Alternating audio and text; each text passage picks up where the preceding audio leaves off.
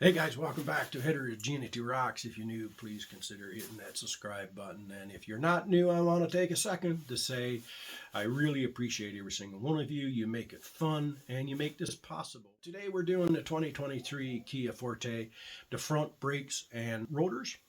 I'm putting on a performance set. If you are doing that also, make sure you follow the manufacturer's instructions for your particular brand. The tools you will need for this is a 17 millimeter for the bracket bolts, a 14 millimeter for the glide pin bolts. You will need a number 3 Phillips screwdriver for the screws in the rotor. You will need a hook or a bungee cord or something to tie up your caliper so it's out of the way and not kinking your hose or damaging it. Large channel locks or a brake tool to push in your piston. You need a rubber mallet if you're replacing your rotors, a torque wrench, jack stands, jack of course. So that's the tools. The weather here has been terrible, so I can't film everything. If I'm posting this, I feel confident if you've never done this before that you will be able to follow these instructions and do it no problem. I wouldn't post it otherwise. I haven't done this with this particular car myself, so we shall learn together. I do want to say though, if you got your new hardware and everything all on and cleaned up your bracket and your pad don't slide in pretty easily in and out, you may have to touch up the little nub here. Not too much, just a little bit at a time, just so that it slides in and out, because there is a spring that goes from here to the other pad, and when you let go of your brake it pushes the pads off of your rotor so you don't prematurely wear them out. So you want it moving freely. You may not run into that particular problem. If you do, don't panic. You know now ahead of time you need to do that. All right, so let's get out there and let's do it. So you get your tire off. That's easy enough. For to get the caliper, this bolt, I'm trying not to flip this, and this bolt right here, and then we shall go to the next step.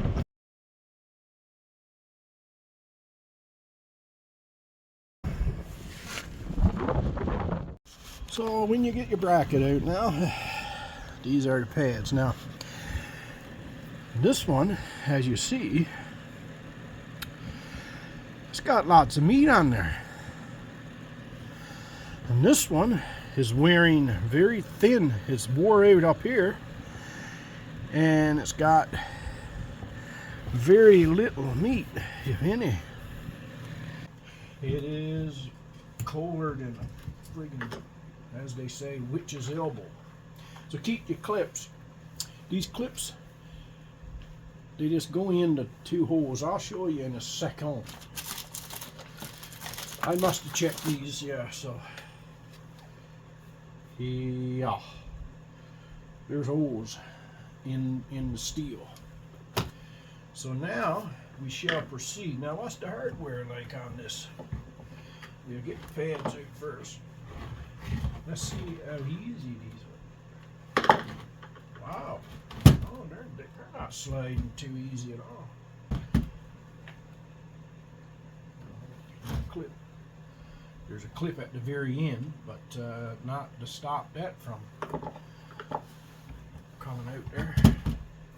But can't get that other one out.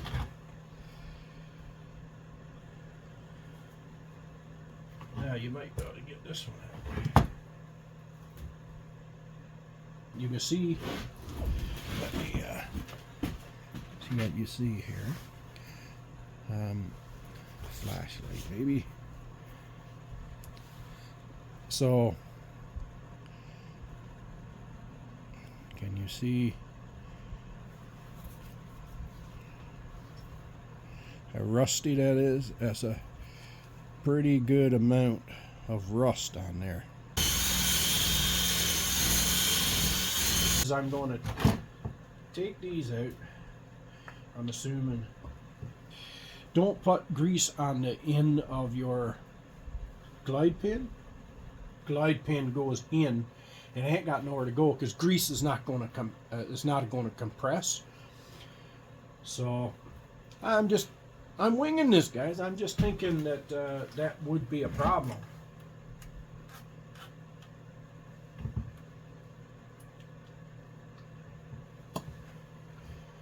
Look at that.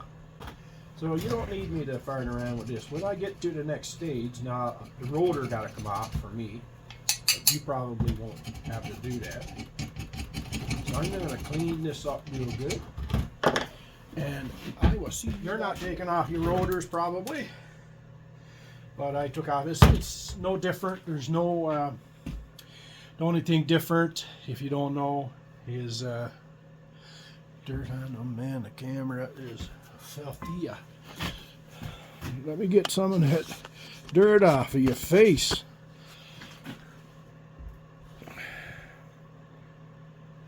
Alright. The only thing, the difference is there's two Phillips number 3 Phillips, and they go in right here. And that holds the rotor on. This rotor, they said the rotor is no good. There is some grooves in this, but on this side not so bad. On this side it's like a rock got in there and made some grooves, but you know what? I'm changing them, but I'm going to keep that because when it's out of warranty or whatever. Let's see what a brand new one is. So this one is 2309. Well, we'll say 23, okay. So that's 23 brand new. Now, there is a little bit of a rust groove up here. Make sure you're not grabbing that. My caliper's got a gap, so it don't touch that. Hey guys, have a guess. 23. Yeah. 23 right there. 22.9. 22.89.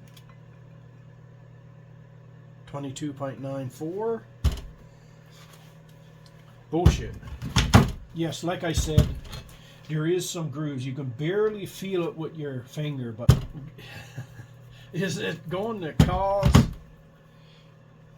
any problems? But this is the one that we're putting on. This is what we're talking about. It's pretty clean here, but they didn't have nothing on it. I did have it, and just this little bit of rust. I had a hell of a time getting it off. Not a horrible time, but you know, for a 2023, harder than I expected. So I'll clean this up and put a little anti-seize right in between the bolts and just around the lip right here. Make sure you got the right kind of grease. This is silicone grease. It's rubber friendly and everything like that. So I cleaned this up with the wire brush in here. You've seen how bad it was. You don't need much, okay? Now, here you could put anti-seize on the bottom because this is between the clip and the bracket. And you push in your hardware and it should snap down. Make sure these are pushed down. This is important, but again, very little. And I put in because you don't want as much as what they put on, because you've seen all the dirt, like it was just like cement that all caught up in that area. The big hearts of the circle, right? So this one would be on like that, but first we want a little little grease just on the ear. Again, not much. Sometimes you have to kind of, I have in the past had to shave these ears down a little bit because they just wouldn't fit in there, no sense. So that pad is out there, and you just bring them out. They should stop on that little tab like that.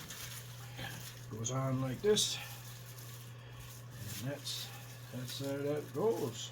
So put your glide pins on this model.